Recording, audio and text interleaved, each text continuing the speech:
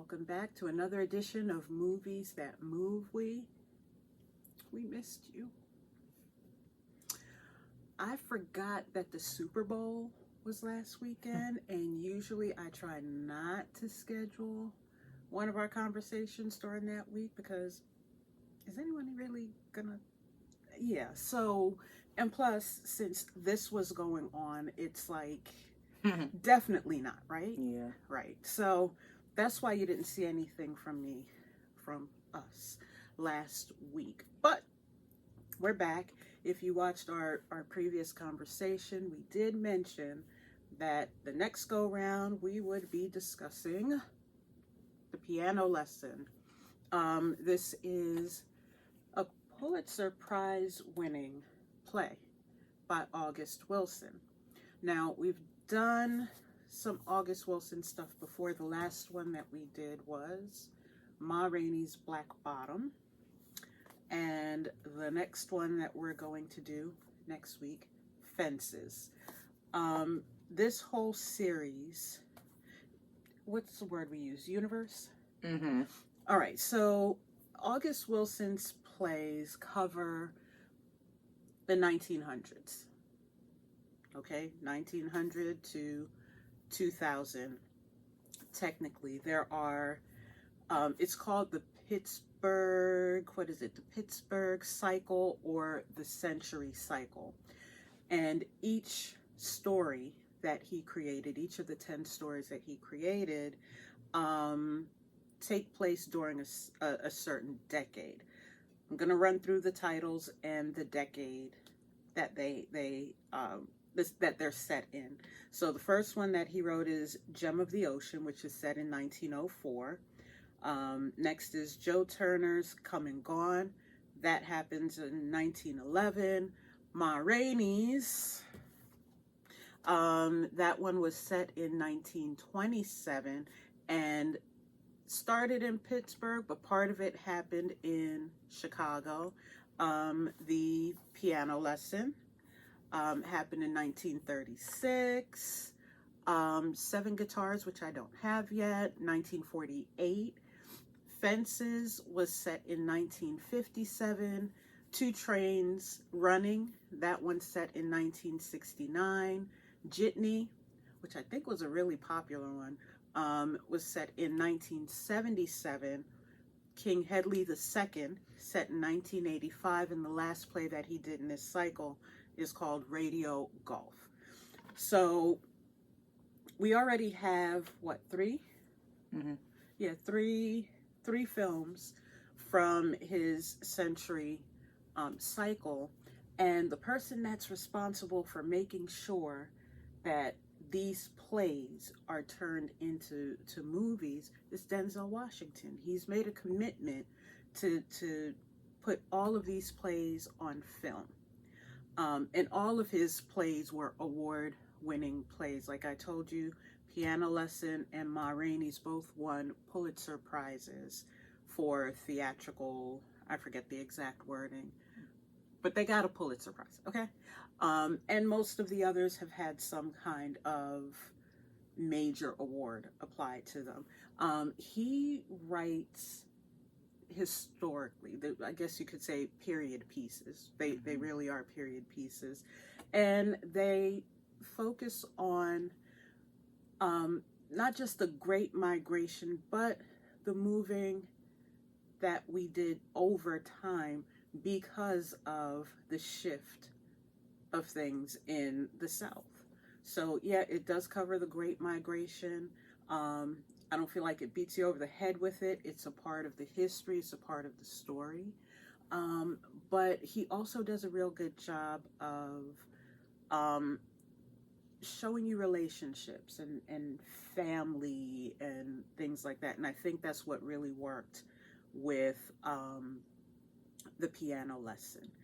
As a matter of fact, I think you could pretty much call the piano a character in this film. Yeah, why don't you get into it a little bit?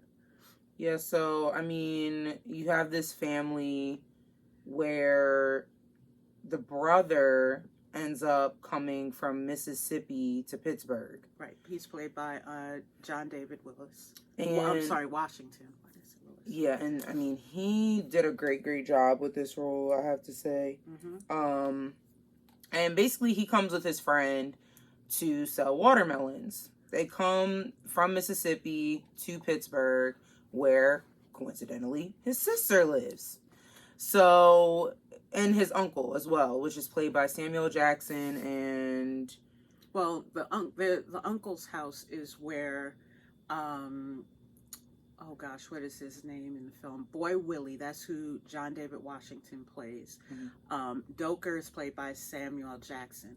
He makes his way to Doker's house, which is where his sister Berniece moved to after her husband was murdered. Mm-hmm. And so now here comes Boy Willie.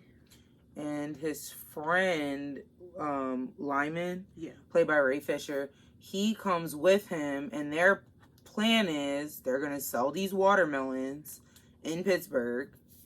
And the piano, which is at Doker's house, they're going to find a way to convince the sister, Berniece, to sell this piano, because the piano, even though she's living with the uncle, she has possession over the piano. It was a family heirloom, kind of passed on to them two, Berniece and Boy Willie. So basically, she has the piano, and she has not wanted to let up off this piano. People have come by asking about the piano. Wanted to buy it. Her friend, which wants to be her husband, wants to get his own church. He's asked, hey, would you mind selling the piano so that I could get my church? Still wasn't letting up off this piano. Well, we got to talk about what about the piano is unique, because it's not just your regular old square wooden white and black keys, pedals. It's not that simple. The piano's significant because of the tie to her family. Because I know before I read the play, before I saw the movie, I was like, well, wait a minute, this is happening in the 30s. You know, you have people who are still sharecropping. Yeah, they're moving up north, and as much as there are some well-off black people, that building of wealth is still happening. So how many people would have such a well-decorated, how many black people would have such a well-decorated piano? And the story, I'll let you I keep interrupting. I'm sorry. Go ahead. No, you're okay. So, I mean, the story behind the piano is basically, their grandparents. So Doker's great grandparents, his great grandfather. Yeah, basically they were under these slave owners. His Sutter. name His Sutter is the last Sutter. name. Yeah, so they were under the Sutters basically, and Sutter's wife, she basically wanted this piano. Well, she wanted her husband sold the piano for slaves. Yes. And they had to do, basically they ended up selling one and a half slaves, which is a adult slave and then a child slave. So they ended up doing that, and that happened to be Berniece, which was Doker's grandmother, and then his dad. Right. So they made that swap, I guess, as time went on. She said, I want my piano. No, she said she wanted her slaves back. She wanted her slaves back, but then didn't she? But so what they did, she said she wanted those slaves back, and he was like, look, all sales are final. And so she got all distraught. She had the piano, she wanted the slaves. So he went to, Sutter went to Doker's, was that his great-grandfather? Yeah, his grandfather, excuse me, trying to keep it all straight. He went to Doker's grandfather and said, listen, my wife's distraught.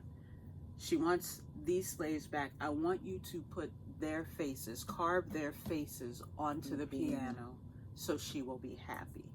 So he literally asked this man to carve his wife and his child's face onto the piano.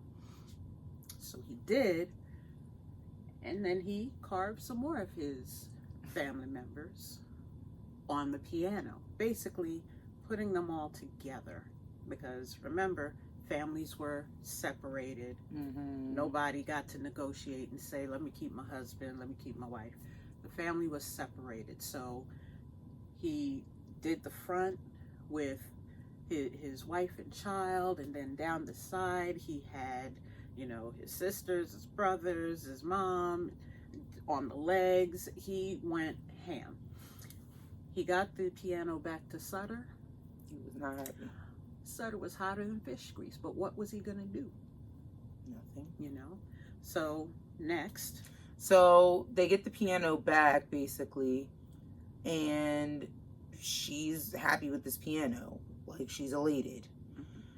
So, what happens after that, basically, is they ended up basically having to, wasn't it that they came back or whatever? Who came back? The slaves or whatever, they came back? No. What happened was they were still in the same area. It's not so much that they came back as in came back to work for Sutter. The son, when he was older, when he got older, he came back. He came back and got the piano. So Doker, his brother Whining Boy, played by Michael Potts, and Charles Boy. Yeah, Charlie Boy. Yeah, Charlie Boy. I didn't write that down was his their name. That was Berniece and Willie Boy's dad. Right.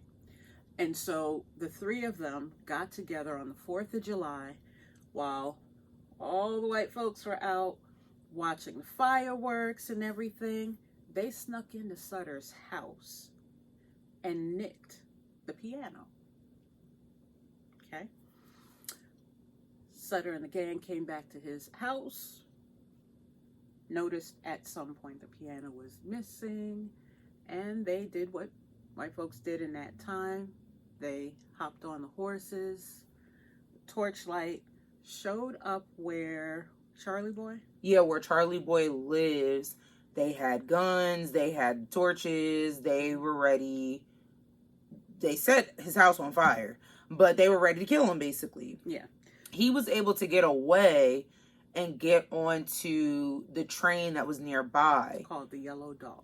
Yes. And when they ended up, like, tracking him down to that location, he was in the boxcar on the train. Him and I think two others, but it wasn't his brothers that were there. It was just what do you call them? Hobos. We'll call them hobos. Yeah, they were castaways. Not castaways, but they were like hopping on the train, unpaid guests, to go to the north, supposedly. So basically, they said, we can't get to him the way we want to. We're just gonna go ahead and set the whole boxcar on fire, which is precisely what they did, and that's how he passed. So both Boy Willie and Berniece have a sentimental connection to this piano. Doker and Whining Boy, they have what you would expect to be a deeper connection, but it wasn't a connection that they wanted, because when the brother was basically, when he was alive and he was saying, like, look, we need to go get this piano. This was something that was created by, like, the carvings and everything like that represents our family. We need to bring it back home. It's ours. Right. And very much the same energy that Willie Boy inherited, which is like, look, like, I'm not going to keep being under this guy's thumb or this family's thumb. I'm going to go get mine. Like, so inevitably it's like them two, Doker and Whining Boy, they didn't really want anything to do with the piano, but because they saw that their brother was just adamant about getting it and he wouldn't shut up about it, they said, all right, we're going to help you get this piano. Inevitably, the sentimental value that the siblings have on this piano, in my opinion, they both have a deep sentimental connection with this piano, but I feel like it's for two different reasons. Right. I feel like as far as Berniece is concerned, it was a piece of their family's legacy and kind of like what they've been through over all this time, and especially down to even her mom and the connection that her and her mom had with the piano after Charlie Boy passed away, because once he was gone, it was like the mom was distraught, like she couldn't even function. Yeah, right. Like, and she talked about her mom constantly polishing. She said she polished this thing until her hands bleed. And by the way, their mother was played by, I always get her name wrong, Paulette Washington. And if that name sounds familiar, that's Denzel's, I'm saying his name wrong, Denzel's Washington's wife. So this film was a family affair. More on that later. But her connection was grief related. Mm-hmm. You know, she knew the history. She knew how her father died, and it's not that she didn't miss her father, but the way she her was brother kind of, did. Yeah. She just processed it differently. She was like, this thing is a problem. I refuse to touch it anymore because there was blood involved with it. He lost his life. My mother's heart was broken. I watched this thing happen because of that piano. So it's a family heirloom. It has it's their photo album. Mm-hmm. And that's why she wouldn't get rid of it. But she refused to play it. Yeah, she won't play it because it kind of like was just haunting her in a way, like because her mother would always ask her to play it to kind of like keep her at peace, keep her connected. Yeah, but as far as Willie Boy's sentimental value, for him, I mean, he's still in Mississippi where Sutter's family resides, where that land still is. And at this point, now that Sutter is gone, he died being pushed down a well by the yellow dog. Yeah, which is the spirits of that railway where his dad died. Basically, he's kind of at a point where he's like, look, I've talked to somebody that's putting the land up for sale, and he said if I can come up with this amount of money, that I could have the land, and then, you know, all my problems will be solved, and I'll have something to basically kind of leave behind or have a legacy here, because his dad taught him the importance of land is not just where we grow crops and all this other stuff, or it's not just the idea of the ground. It's literally like, you know, once you have this land, you can do so much on this land. Right. So generational wealth is what he was talking about. But he didn't understand, like, at the end of the day, in this time period that they're in, even if he were to obtain this land, there was probably going to be a lot more of a struggle to actually keep it, because at that time, even though we were moving in a direction of freedom and especially, like, you know, what was it, sharecropping and all of that, right. It still was, they didn't want to see us in that position. They didn't want to see us level up. Yeah. The land that he was trying to purchase was Sutter's land. Mm-hmm. So he was approaching leveling up and building the family wealth. He was approaching it from the mindset of revenge. Daddy took that piano as revenge. You know, they sold his parents away, and they want that piano back, so I'm gonna give them what they want, and I'm gonna take their land. And like she said, he didn't think about historically, even up to that time, historically, how Black people in the South gaining freedom worked. Mm-hmm. He could have gotten that land, and they would have let him keep the land, but they would have charged him premium price for the seed that he needed to work that land. The land, yeah. So he wasn't thinking that far. All he knew was, look, I'm here. I'm gonna make a mark, and they're gonna have to pay attention to me. I'm not gonna sit here and wilt and, you know, be enslaved to these people. I'm not running away from Mississippi. I'm gonna go down there and I'm gonna take up space, is basically what his sentiment was. Mm-hmm. And what he said to his sister is, you're not even playing this piano. I could see if you were using this piano to build wealth, but you just got this thing sitting here. You don't play it. Do you play it? Are you giving lessons on it? No. So since you're not using it, I'm going to take it, for which if I was his sister, I probably would have punched him in his throat. But, well, listen, look, she was towards ready. the end, she got her gun out and was like, ready. listen, she was ready. Pull that piano out of here if you want to and see what happens.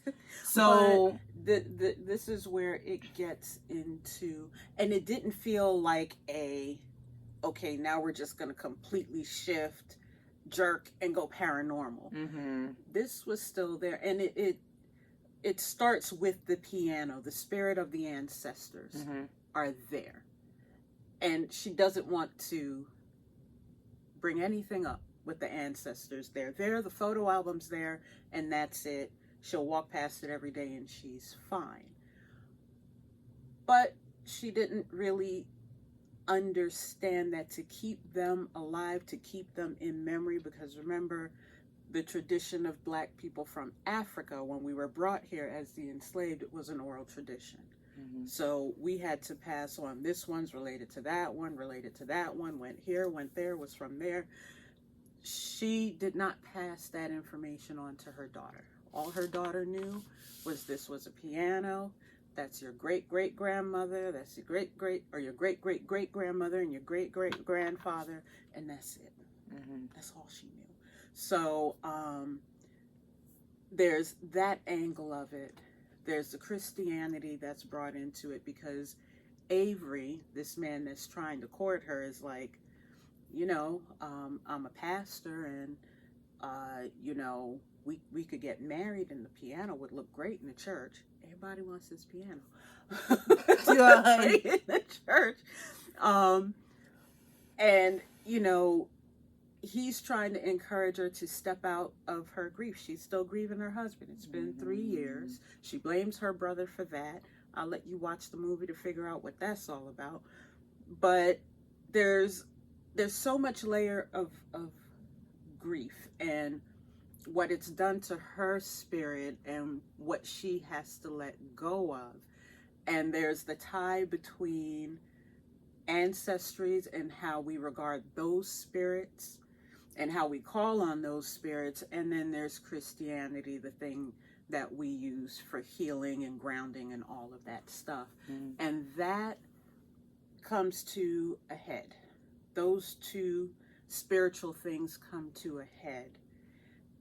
And they end up dealing with Boy Willie. Boy Willie or Willie Boy? Boy Willie. They end up dealing with him to the point that he says, all right, Berniece, I hear you. And she didn't have to whip out that piece and take care of him. How did it really end? That's kind of left open. Mm-hmm. That's really left open, and it probably picks up a little bit somewhere in one of the other 8 books. But I think when I was watching it, even for the time period, this was in 1936, that's the setting for this film, I was like, oh, they're a normal family. And what we just told you may not sound normal because of the time period, but as far as how they interact with each other, even when Doker's brother, Whining Boy, showed up, Whining Boy was estranged from his wife. She died. And he was supposed to be going down to Mississippi. He was in Kansas City, And he ended up in Pittsburgh and says to his brother, yeah, I was just heading down there. He indeed was not heading down there. He went in the wrong direction. So he just needed his brother. Yeah. Similar to the way that what is it? I keep getting mixed up because there was another relative, Willie Boy, and then he's Boy Willie, who he's named after. Boy Willie needed his sister. He didn't know he needed her in that way, but he needed her. Mm-hmm. And both of these brothers, both of these siblings showed up at the same time. Mm-hmm. You know, like I said, Doker and Whining Boy didn't really express their grief openly. I don't think anyone in the family really did, honestly. You know, because they were both carrying this burden that, you know, their brother, he stayed behind as a diversion. They got away. Mm-hmm. You know, and honestly, that sits with them, even though they got this thing. Once they got it, they were like, it's here, we're not giving it back, but was it worth it? Yeah. You know? So I think I think August Wilson, he writes a good story. Mm-hmm. Period. He writes a good story, is centered on the journey of Black people in America. You know, things that are important to us, legacy, history, family, all of those things. I think he put them all, he packed them all in here, but it didn't feel weighty. Mm-hmm. If that makes sense. So I would say when I get an August Wilson film to review, I spend extra money, and yeah, I get the book. You see, this is where I kind of ended with this. And I try to follow along to see how different the play is from the movie, or how different the movie is from the play. And I'm going to say, even though I didn't finish this, the thing that I can say is the dialogue in particular was pretty consistent with what's in the book. They may not have said it at the same time that it was in the book, but they get around to it. And Malcolm Washington did a great job of creating the environment, because on the stage, they're just in the house the whole time. Right. This is happening in the house. You see upstairs, you see downstairs, you see Doker's room, you see the living room, you see the kitchen. You don't see the rest of the world. And so he kind of took things out of the house a little bit so that you could see things that would be described that, oh, okay, Willie Boy and not Willie Boy, Boy Willie and Lyman, they went and sold watermelon. You actually see them doing that instead of just hearing, oh yeah, they went out to sell watermelon, or oh, they went out to the club.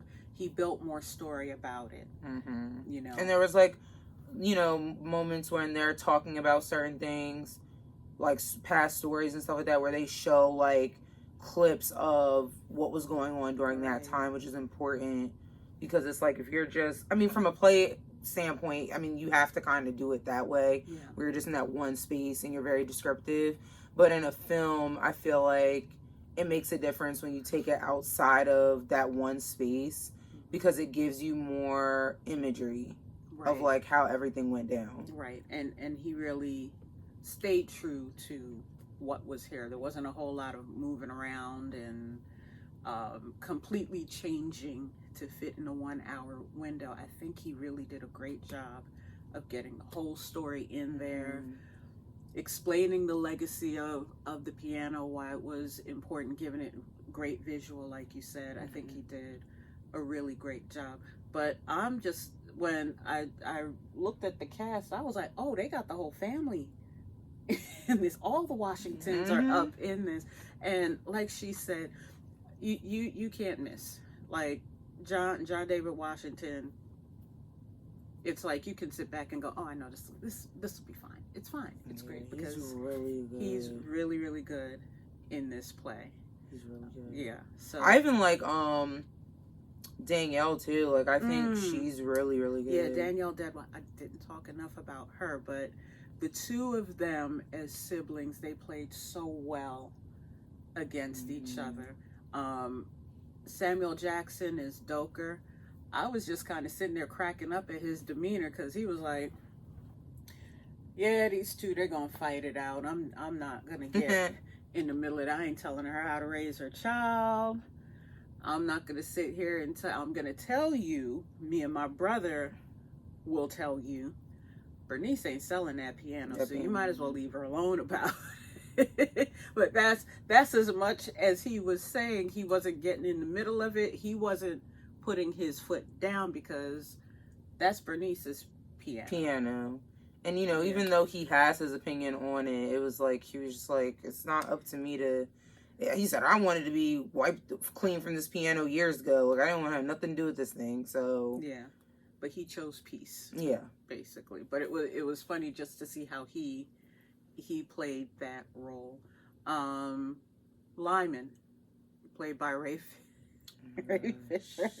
Now, in the play, he's described as somebody who can kind of take people off guard because he'll just kind of say whatever. He played the role as kind of, I guess you could say, a little bit slow. Not dumb. Just maybe green. More on the green side of things. But a lot of times when they were going back and forth about this piano, he was kind of like, should I even be is there a corner for me to go to? So he did a great job as well. And Michael Pitts as whining boy, again, the sibling relationship, it kind of cracked me up because it's like Doker was like, yeah, he here for something. He ain't gonna come back till his money run out. He left here with a big bag of money, and when he's broke, he'll show up. Back. So he was like completely unbothered about most of what was going on under his roof. So again, this is something I would definitely watch again while reading the book and taking copious notes. So I encourage you to go check it out. I look forward to which one of these stories they're gonna do next. You know, I'm really looking forward to seeing it, knowing that they're gonna do all 10. This came out when? End of last year. Okay. I think this came out in December. Okay. Then yeah, like that's interesting that they're gonna. They said, look, we're gonna do all 10. I mean, that's good. Yeah. And it needs to be done. We were talking about some other movies that we think need to be done or redone. One that we will be doing, like I said, is Lorraine Hansberry's Raising in the Sun. If you don't have this book, To Be Young, Gifted, and Black, it has pieces of the play. I don't believe it has the whole play. This edition might. But definitely get this because it has some of her journal entries. She did some sketching.